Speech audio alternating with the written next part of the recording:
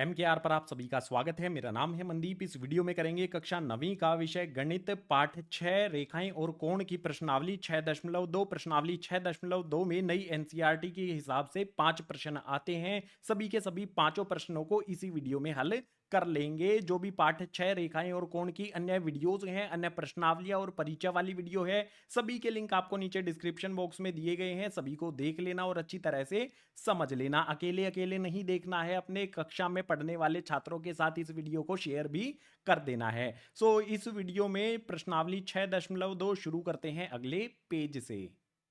सबसे पहले question number 1 आ जाता है। इसमें कहा गया है आकृति में यदि ए बी समांतर सी डी है, सी डी समांतर ई एफ है, वाई रेशो जेड 3.3:7 दिया गया है, तो जो भी एक्स है उसका मान हमें ज्ञात करना है। एक्स क्या है, यहाँ पर कोण दिया गया है। हमें यहाँ पर जो भी रेखाएं दी गई हैं उनके बारे में सबसे पहले देखो, ये वाली जो है इसको ऐसा का ऐसा यहाँ पर लिख लेते हैं कि भाई ए बी हमारा समांतर है सी डी के। इसके बाद आप यहाँ पर देखो सी डी किसके समांतर है, ई एफ के, इसको भी यहाँ पर लिख लो। हमने यहाँ पर सी डी पहले से लिख रखा है, समांतर का निशान लगा करके यहाँ पर ई एफ लिख देते हैं। इससे क्या निष्कर्ष निकलता है कि हमारी रेखा ए बी सी डी और ई एफ ये तीनों एक दूसरे के समांतर हो जाती हैं। ये तीनों रेखाएं समांतर हैं तो ये हमारी एक तिर्यक रेखा है। अब यहाँ पर क्या किया जाएगा कि जो भी हमारी ये तिर्यक रेखा है इसके इधर जो बनता है ये एंगल एक्स है और यहाँ पर जो बनता है वो एंगल जेड है। यानी मैं ये कह सकता हूं कि एंगल एक्स और एंगल जेड ये एक दूसरे के बराबर होंगे। कारण लिखेंगे यहाँ पर एकांतर कोण हो जाएंगे। आप देख सकते हो एक्स रेखा के इधर है और जेड इधर है, तो दोनों एंगल एक दूसरे के बराबर होंगे क्योंकि ये एकांतर कोण है। इसके बाद हमें y और z का रेशो दिया गया है। जब भी रेशो दिया होता है तो हम उसको किस तरह से करते हैं, y का रेशो हमें कितना दिया गया है, यहां पर आप देख सकते हो y का रेशो 3 दिया गया है, z का रेशो 7 दिया गया है। तो y का जो रेशो हमें दिया गया है वो हो जाएगा हमारा 3x। तो यहां पर हमारा देखो जो भी यहां पर हमारा एंगल है तो हम क्या करते हैं 3a कर लेते हैं। y हमारा 3a हो जाएगा और z का रेशो हमें 7 दिया गया है तो ये 7a हो जाएगा।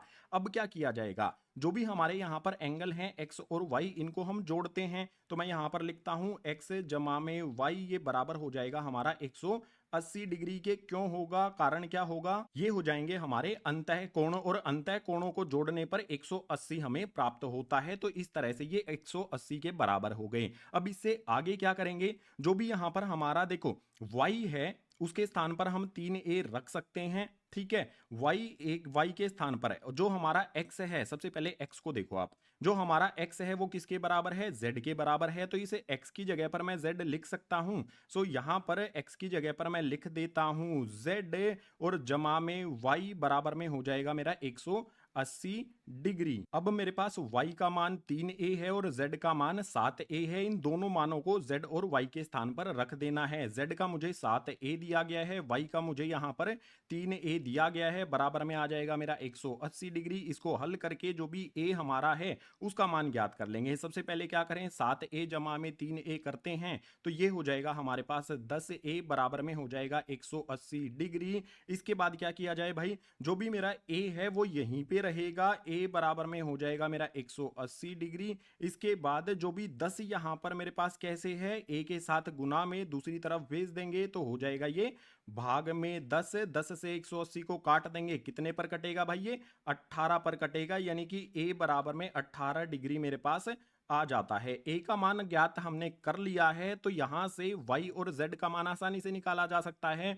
y हमारा यहां पर क्या होगा, एक लाइन लगा करके y बराबर किसके है, y बराबर है 3a के और z बराबर है हमारा 7a के। ठीक है, तो यहां पर देखो a का मान 18 दोनों जगह पर हमें रख देना है। तो हल करेंगे 3 हमारा ऐसा का ऐसा a के स्थान पर आ जाएगा 18। 18 तो ये कितना होता है भाई, 18 तो ये होता है 54 डिग्री। ये हमारा आ गया है किसका मान भाई, y का जो एंगल है वो 54 डिग्री का हो जाएगा। इसी तरह से 18 यहां पर इस वाले a के स्थान पर रख देंगे तो कितना हो जाएगा हमारा, यहां पर 7 है, a की जगह पर 18 आ जाएगा। 7 को 18 से गुना करेंगे, ये हो जाएगा हमारा यहां पर 126 डिग्री। हमें कौन सा एंगल ज्ञात करना था भाई, हमें बोला है कि x ज्ञात करना है। हमें y ज्ञात कर लिया है, z ज्ञात कर लिया है। अगर आप यहां पर देखोगे तो x और z एक दूसरे के बराबर हैं, यानी कि z बराबर में हमारा x है और ये दोनों एंगल कितने डिग्री के हैं, 126 डिग्री के। एक्स एंगल हमने यहां पर ज्ञात किया, कितना आया हमारा 126। पहले वाले का हो गया उत्तर। दूसरे वाले के लिए चलते हैं अगले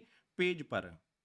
क्वेश्चन नंबर 2 की बारी आ जाती है। इसमें भी आकृति हमें दी गई है, तो कहता है आकृति में यदि ए बी समांतर सी डी है, ई एफ परपेंडिकुलर है, ई एफ लंब है सी डी पर, जी ई डी एंगल का मान 126 हमें दिया गया है, तो ए जी ई एफ और एफ जी ई ये तीनों एंगल हमें ज्ञात करने हैं। बिल्कुल आसान, जो भी हमें दिया गया है उस पर हमें ध्यान देना है। ए बी और सी डी हमारी समांतर रेखाएं हैं। जी ई डी जो हमारा एंगल है ये वाला, ये हमें दिया गया है भाई कितना 126 डिग्री। ठीक है, ये 126 डिग्री हमें यहां पर दिया गया है। तो सबसे पहले क्या करता हूं मैं, जो भी मेरा यहां पर एंगल है, कौन सा एंगल, जो भी यहां पर मुझे एंगल ए जी ई ज्ञात करना है, ये वाला एंगल और जो भी मुझे दिया गया है एंगल जी ई डी, ये एक दूसरे के बराबर यहां पर हो जाएंगे। अब बराबर कैसे होंगे, इस चीज के लिए कारण यहां पर लिख लेता हूं। ये दोनों एकांतर कोण हैं। आप ध्यान से देखो, जो भी हमारा ये 126 डिग्री का एंगल है और ये वाला एंगल है भाई, ये हमारी समांतर रेखाएं हैं, ये हमारी तिर्यक रेखा है। इस तरफ वाला एंगल और इस तरफ वाला एंगल एक दूसरे के बराबर होता है। तो ए जी ई हमारा एंगल जी ई डी के बराबर हो जाएगा। अब यहां पर एंगल ए जी ई तो ऐसा का ऐसा लिख दो, बराबर में जो भी जी ई डी है ये वाला एंगल है, इसका मान हमें कितना दिया गया है भाई 126 दिया गया है। तो यहां पर आ जाएगा 126 डिग्री। पहले हमने यहां पर ज्ञात कर लिया है एंगल ए जी ई को। ए जी ई के बाद हमें जी ई एफ और एफ जी ई ज्ञात करना है। तो बात करेंगे यहां पर एंगल ज्ञात करने की जी ई एफ की। जी ई एफ हमारा कौन सा एंगल है, यहां पर जी है, ये ई है, ये एफ है, यानी कि ये वाला एंगल हमारा बनेगा। ठीक है, इस वाले एंगल का मान हमें ज्ञात करना है। सबसे पहले एक सिंपल सी बात यहां पर हमें क्या करनी होगी कि जो भी हमारा एंगल है जी ई एफ और जो भी हमारा दूसरा एंगल यहां पर है एंगल एफ ई डी, इन दोनों को अगर हम जोड़ेंगे तो ये बराबर किसके हो जाएगा, एंगल जी ई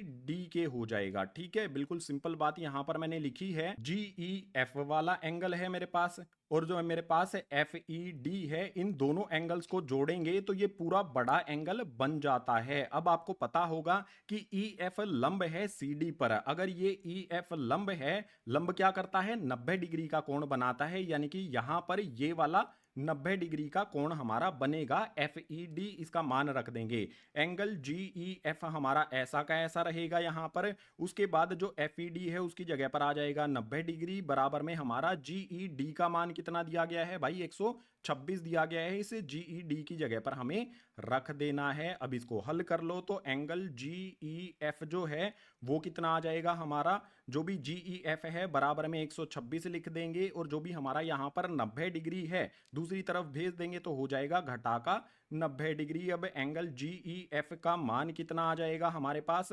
126 में से 90 को घटाने पर ये आ जाएगा हमारे पास 36 डिग्री। जो दूसरा कोण था जी ई एफ वो भी हमने यहां पर ज्ञात कर लिया है। एक एंगल और बचा है जो हमें ज्ञात करना है इस क्वेश्चन में, वो कौन सा है, एफ जी ई वाला एंगल। ठीक है, कौन सा है यहां पर देखो एफ जी और ई, ये वाला कोण अब की बार हमें ज्ञात करना है। भाई सबसे पहले देखो ए जी ई जो ये वाला एंगल है ये हमने कितना ज्ञात कर लिया है, यहां पर मैं लिख देता हूं 126 लिखा है हमने। ठीक है, यहां पर 126 हमने ये वाला एंगल ज्ञात किया है। अब आपको बिल्कुल सिंपल सी लाइन बताता हूं, मैं लिखता हूं जो भी मेरा कोण यहां पर एंगल ए जी ई है और जमा का निशान लगाकर यहां पर मैं जो ज्ञात करना है मुझे एफ जी ई, इन दोनों को अगर मैं जोड़ूं तो क्या होगा, देखो ये वाला कोण और ये वाला कोण, इन दोनों को जोड़ने पर ये सीधी रेखा पर बनने वाले कोण हैं। तो ये क्या बनाते हैं भाई, एक रैखिक युग्म बनाते हैं। रैखिक युग्म का जोड़ जो है वो 180 डिग्री होता है, कारण भी यहां पर लिख देना है।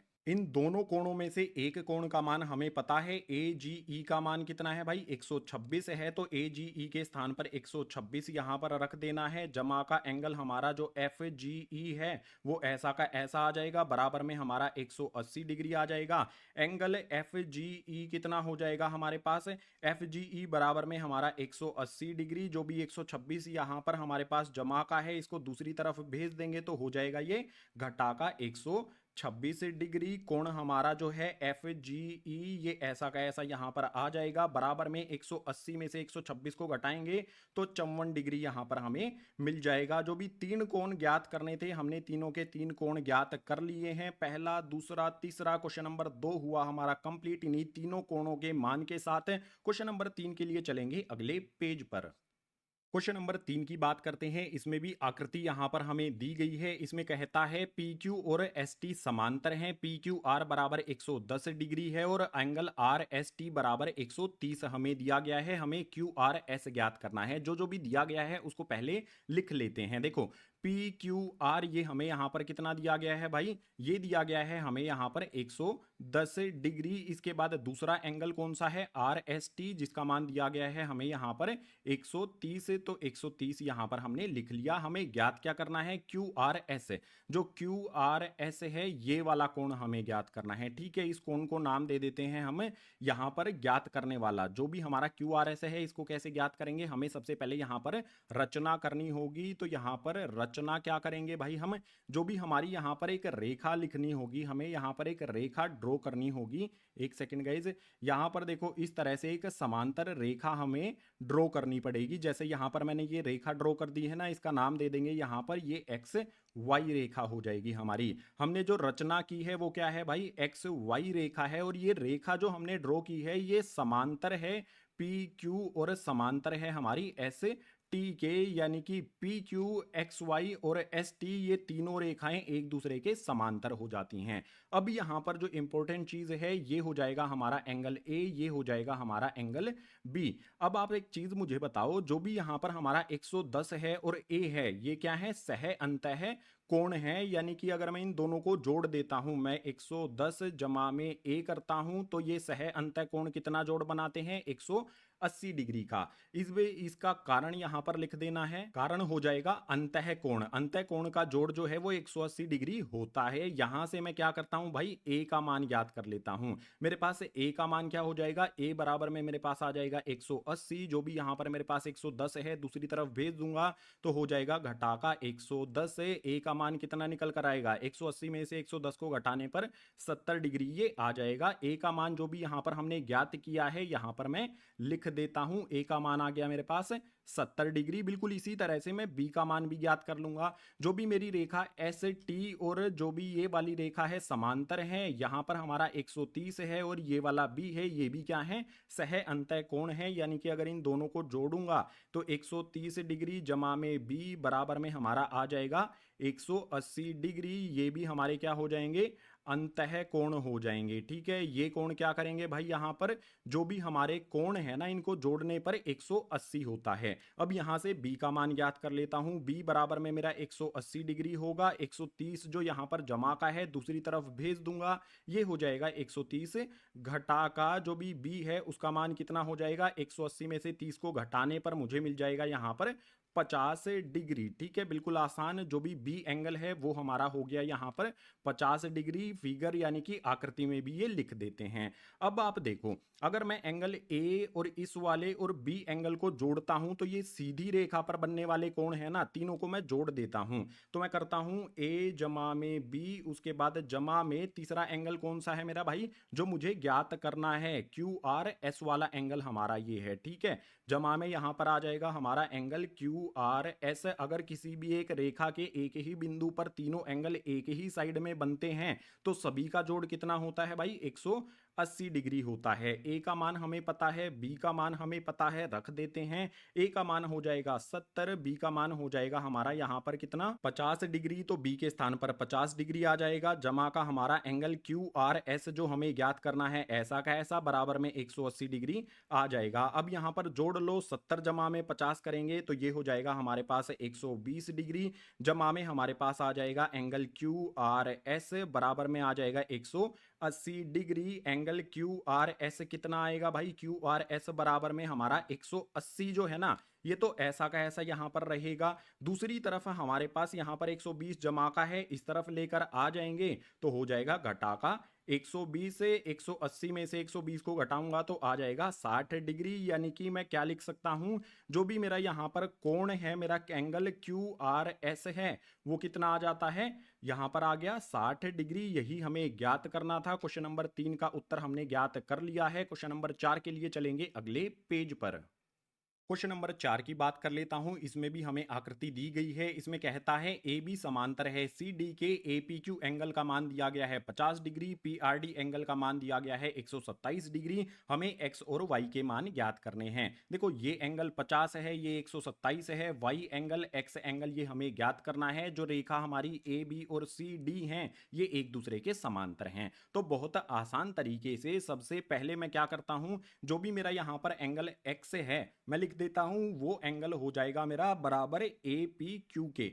क्यों बराबर होगा इस चीज को समझो, कारण यहां पर लिखता हूं, कारण हो जाएगा एकांतर कोण। अब इस आकृति से समझो, देखो ये हमारी समांतर रेखाएं हैं, ये हमारी यहां पर तिर्यक रेखा है। तिर्यक रेखा के इस तरफ बनने वाला एंगल और इस तरफ बनने वाला एंगल यानी कि कोण दोनों बराबर होते हैं, इसीलिए एक्स और 50 डिग्री हमारा बराबर हो जाएगा। सो एक्स हमारा ऐसा का ऐसा बराबर में जो भी हमारा यहां पर एंगल ए पी क्यू है, इसका मान कितना है, यहां पर 50 है, तो इसके बराबर में मैं लिख देता हूं 50। ये मैंने फाइंड कर लिया है, ये मैंने ज्ञात कर लिया है एंगल एक्स को। अब बारी आ जाती है एंगल वाई को ज्ञात करने की। भाई बिल्कुल आसान तरीके से बताऊं, अगर मैं यहां पर जो भी मेरा एंगल है ए पी आर इस फिगर में देखो, और जो भी मेरा दूसरा एंगल है पी आर डी, ये दोनों कोण क्या है भाई, ये भी एकांतर कोण है। देखो ए पी आर, ठीक है, ये पूरा का पूरा कोण, और जो भी ये बाहर वाला कोण है मेरा पी आर डी, ये दोनों कोण, ये पूरा कोण और ये पूरा कोण, ये क्या है, एकांतर कोण है। तो कारण इनके सामने लिख देंगे, ये दोनों एकांतर कोण है, और जो भी समांतर रेखाएं होती हैं उन पर एकांतर कोण बराबर होते हैं, इसीलिए ये दोनों बराबर हो गए। अब जो भी मेरा ए पी आर है यानी कि ये वाला एंगल है, ये कैसे बना है, 50 डिग्री और वाई से बना है। यानी कि मैं इसको इस तरह से लिख सकता हूं, वाई जमा में 50 डिग्री, जब इनको जोड़ते हैं तो ये हमारा एंगल बनता है ए पी आर। बराबर में हमारा जो कोण है पी आर डी दिया गया है, पी आर डी का मान आप देख सकते हो 127 है, तो बराबर में लिख देंगे यहां पर 127 डिग्री। वाई का मान कितना हो जाएगा, वाई बराबर में 127 डिग्री यहां पर आ जाएगा। इसके बाद जो 50 डिग्री यहां पर कैसे है भाई, जमा में दूसरी तरफ घटा का 50 डिग्री हो जाएगा। वाई का मान कितना निकल कर आएगा, 127 में से 50 को घटाने पर हमें मिलेगा यहां पर 77 डिग्री। जो भी मेरा एक्स का मान था वो ज्ञात कर लिया, वाई का मान था वो ज्ञात कर लिया। क्वेश्चन नंबर 4 कंप्लीट हुआ। क्वेश्चन नंबर 5 के लिए चलेंगे अगले पेज पर।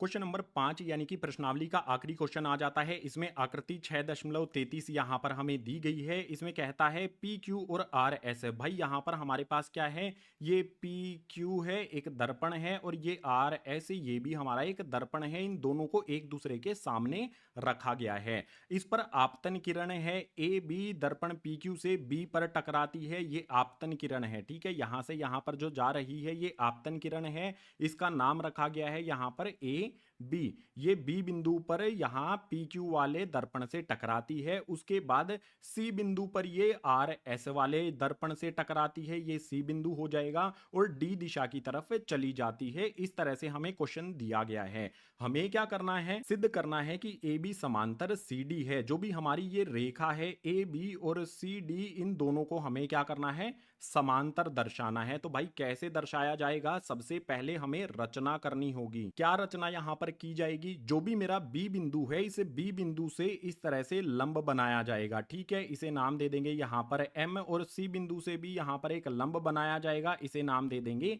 एन। यानी कि हमने क्या क्या रचना की है भाई, मैंने बी एम जो रचना की है ये क्या है, लंब है, कौन से पर, पी बी पर, सॉरी पी क्यू पर ये लंब बनाया है। इसके अलावा जो सी एन है ये भी मैंने लंब बनाया है, और ये कहां पर बनाया है, आर एस पर बनाया है। ये दो लंब मैंने यहां पर बना दिए हैं, रचना मैंने कर दी है। अब आपको जो बताने वाला हूं उसको ध्यान से समझना। यहां पर जो आकृति है उसमें देखो एंगल 1 हो गया, ये हमारा एंगल 2 हो गया, ये हमारा एंगल 3 हो गया, ये हमारा एंगल 4 हो गया। जो भी हमारे ये कोण हैं मैंने इनके नाम रख दिए हैं। अब सबसे पहली बात मैं करता हूं, यहां पर जो एंगल 1 है वो बराबर होगा हमारा एंगल 2 के। इसके अलावा जो एंगल 2 है, सॉरी एंगल 3 है, कोण 3 है वो बराबर होगा हमारा कोण 4 के। ये दोनों चीजें आप समझो, जो भी हमारा पहला और दूसरा है ये दोनों कोण एक दूसरे के बराबर होंगे, और तीसरा और चौथा ये भी एक दूसरे के बराबर होंगे। विज्ञान का एक नियम होता है, उसका इस्तेमाल यहां पर लिखेंगे कारण में। कारण होता है परावर्तन का नियम। ठीक है, परावर्तन के नियम के तहत एंगल 1 और 2 बराबर हैं, 3 और 4 एक दूसरे के बराबर हैं। अब यहां पर एक बात ध्यान दो, जो भी हमारे यहां पर समांतर PQ और RS दर्पण रखे गए हैं, अगर हम समांतर रेखाओं पर कभी भी लंब करते हैं तो वो लंब भी एक दूसरे के समांतर होते हैं, यानी कि BM और CN ये हमारे समांतर रेखाएं हैं। ठीक है, ये हमारी समांतर रेखाएं हो गई, जो यहां से यहां हमारी तिर्यक रेखा हो गई। इस तरफ एंगल 2 बना, इस तरफ एंगल 3 बना। एंगल 2 और एंगल 3 भी, एंगल 2 बराबर में हो जाएगा एंगल 3।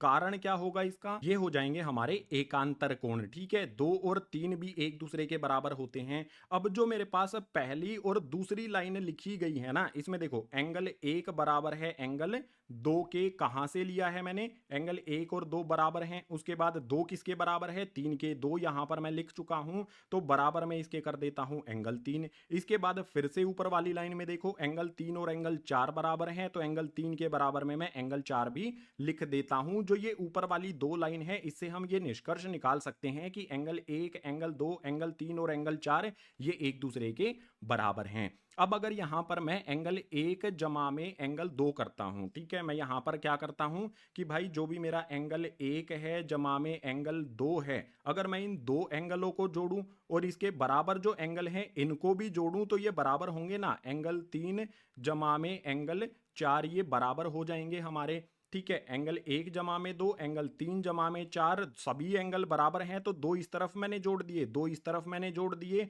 इनको जोड़ने पर ये एक दूसरे के बराबर होंगे। अब एंगल 1 और एंगल 2 को जोड़ने पर कौन सा एंगल बनता है हमारा, देखो इन दोनों को मैंने जोड़ा है तो ये पूरा एंगल बन जाता है, जिसे हम कहेंगे ABC। ठीक है, तो एंगल 1 और 2 को जोड़ने पर एंगल मेरा बन जाता है ABC, और एंगल 3 और 4 इन दोनों कोणों को जोड़ने पर कितना बन जाता है, BCD बन जाता है। तो यहां पर आ जाएगा एंगल BCD। आप यहां पर देखो जो भी हमारी यहां पर रेखाएं हैं, ठीक है, ये हमारी रेखा है AB, ये हमारी है CD, ये हो गई हमारी तिर्यक रेखा।